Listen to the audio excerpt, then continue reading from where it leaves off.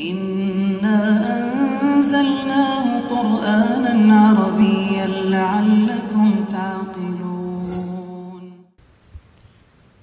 بسم الله الرحمن الرحيم. السلام عليكم ورحمة الله وبركاته. الحمد لله والصلاة والسلام على رسول الله وعلى آله وصحبه ومن والاه ولا حول ولا قوة إلا بالله وبعد. Alhamdulillah ya ikhwah, pemirsa Idumal yang dirahmati Allah Ta'ala, melanjutkan pelajaran rutin kita di belajar bahasa Arab bersama dari kitab Mulakhas Qawaidil Lughatil Arabiyyah, yang insyaallah kita melanjutkan di pembahasan kana wa akhwatuha, yaitu kana dan fi'il-fi'il sejenisnya. Telah kita sebutkan kemarin, ini termasuk pembahasan dari isim-isim yang marfu'. Isim-isim yang marfu'. Karena kana ini dia membutuhkan isim yang marfu' dan juga membutuhkan khobar yang mansub. Yang kita bahas adalah yang marfu'nya. Akan tapi perlu kita sampaikan juga dan kita belajar bersama, karena ini insya Allah bermanfaat, karena kita akan temui fi'il-fi'il yang fungsinya mirip dan sama dengan kana. Telah kita sebutkan sebelumnya juga maknanya, seperti kana dan teman-temannya, seperti asbaha, adha, dhalla, amsa, bata. Ini semuanya menunjukkan litauqid, menunjukkan waktu. Asbaha menunjukkan waktu pagi, adha waktu duha, dhalla ini waktu siang, amsa waktu sore, dan bata waktu malam. Kemudian soro ini maknanya adalah litahawul, yang menunjukkan perubahan dari satu bentuk ke bentuk yang lain.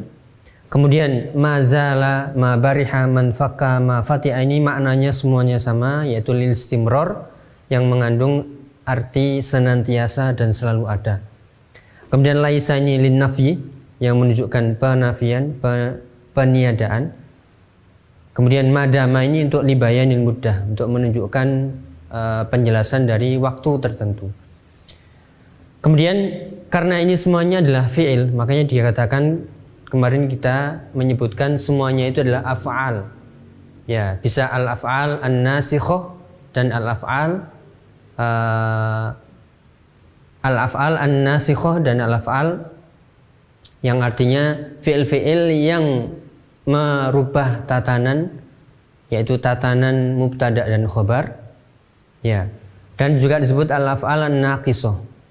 Ya. Akan tapi di sini perlu kita jelaskan, karena kalau ini disebut fi'il, ya, karena kalau ini disebut fi'il berarti di situ ada perubahannya, yaitu fi'il madhi, mudhari' dan amr. Yang ini kita jelaskan di sini adalah apakah semua fi'il-fi'il dari yang sejenis dengan kana ini bisa semuanya menjadi fi'il madhi, fi'il mudhari' dan fi'il amr, ataukah hanya beberapa saja yang hanya punya fi'il madhi saja, atau hanya punya fi'il mudhari' dan madhi saja, tidak punya amrnya. Inilah yang akan kita sebutkan. Makanya di sini ada 3 kelompok. Yang ini mulai dari kana, asbaha, adha, dhalla, amsa, bata, dan soro. Ini dinamakan fi'il yang tammah mutasarrifah, yaitu yang bisa mutasarrifah, tammah dan mutasarrifah. Maksudnya bahwa mutasarrifah ini bisa berubah-ubah. Dia punya fi'il madhi, dia punya fi'il mudhari', dan dia bisa berubah menjadi fi'il amr.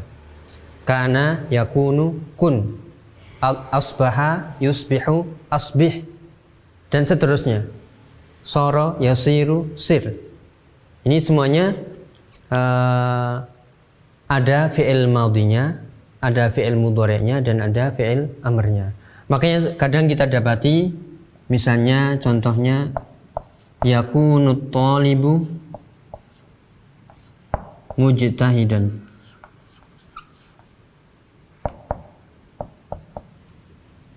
Ya, yakunu talibu mujtahidan. Dari kata kana yakunu, yaitu murid itu menjadi mujtahid, sungguh-sungguh rajin. Atau kadang kita temui fi'il amrnya, kun misalnya, kun mujtahidan, jadilah seseorang yang sungguh-sungguh. Demikian juga contoh-contoh yang lain semuanya bisa kita gunakan madhinya, bisa kita gunakan mudhari'nya, dan bisa kita gunakan amrnya. Dan jika kita menggunakan semuanya itu, fungsinya tetap dia adalah fi'il yang nasikhoh, yaitu yang merusak tatanan mubtada dan khobar, dan dia membutuhkan isim, dia membutuhkan khobar. Meskipun pakai fi'il mudhari', ya ini yakunu thalibu, ini adalah isimnya. Mujtahidan adalah khobarnya. Kemudian kun mujtahidan, di sini fi'il amr, kana yakunu kun. Mana isim kananya? Yaitu dhamir yang tersembunyi di balik fi'il amr kun, yaitu anta. Maknanya adalah kun anta mujtahidan, jadilah kamu seorang yang mujtahid.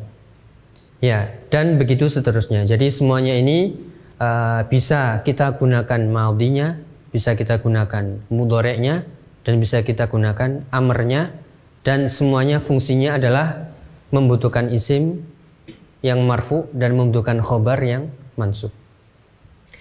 Ya, kemudian berikutnya mazala ma bariha man fakka ma fati'a, kita sebutkan kemarin maknanya adalah lilistimror, yang menunjukkan terus menerus, senantiasa, selalu ada. Dan ini dinamakan dengan yaitu naqisatun mutasarrifah. Ya, kenapa disebut naqisah? Karena dia enggak memiliki atau tidak memiliki perubahan secara sempurna madhinya, mudhari'nya, dan amrnya. Berbeda dengan yang di atas, ini lengkap makanya dinamakan tammah, sedangkan yang ini naqisah karena dia hanya memiliki fi'il madhi dan fi'il mudhari'. Makanya bisa kita katakan di sini la yazalu, bisa, atau pakai lam yazal. Ya, dengan syarat dia harus didahului oleh nafi, baru dia berfungsi, yaitu membutuhkan isim yang marfu dan membutuhkan khobar yang mansub. Jadi ini harus senantiasa ada yang melekat, yaitu huruf nafinya. Kalau dia memakai fi'il madhi maka dengan ma, kalau memakai fi'il mudhari' maka dia dengan la nafiyah atau lam, yaitu yang menunjukkan nafi. Contohnya misalnya lam yazal al-waladu bagian. Ya, misalnya lam yazalil waladu bagian. Senantiasa anak kecil itu menangis misalnya. Ya. Jadi ini tidak ada fi'il amrnya, enggak mungkin kita mengatakan dengan bentuk amr. Ini tidak ada fi'il amrnya, makanya dinamakan naqisatun mutasarrifah. Dia bisa berubah, hanya fi'il madhi dan fi'il mudhari'nya saja. Dengan syarat harus didahului oleh nafyun, bisa la nahya atau lam. Ya, lam yang menunjukkan nafyun. Ma bariha berarti kalau dia menggunakan fi'il mudhari' menjadi la yabrahu. Misalnya la yabrahu thalibu muta'alliman, senantiasa seorang pelajar itu belajar. Man fakka la yanfakku atau lam yanfak, yaitu la yanfakku al waladu muhtariman liwalidayh, senantiasa yaitu anak itu menghormati kedua orang tuanya. Jadi ini syarat yang harus dipenuhi, harus ada lamnya, harus ada nafiyunya, kemudian tidak ada amarnya, makanya dinamakan sekali lagi naqisatun mutasarrifah. Kemudian yang terakhir ini dinamakan jamidatun, yaitu al-af'al al-jamidah. Maksudnya apa? Dia nggak bisa berubah-ubah. Ya, jangan sampai kita merubah laisa, meskipun laisa ini adalah fi'il. Namanya fi'il, kalau kita tasrifkan bisa laisa, laisa, laisu, laisat, laisata, lasna, sampai lastu, lasna. Akan tapi dia tidak bisa berubah menjadi fi'il mudhari' atau fi'il amr. Jadi laisa ini jamid. Dia nggak punya mudhari'nya dan tidak punya amrnya. Maka cukup laisa dan turunannya sampai lastu, lasna. Ya, demikian juga madama. Ini juga tidak ada fi'il mudhari'nya dan tidak ada fi'il amrnya. Ini madama dan syaratnya ma ini harus selalu ada. Ini satu paket ya. Satu paket tidak boleh dipisah.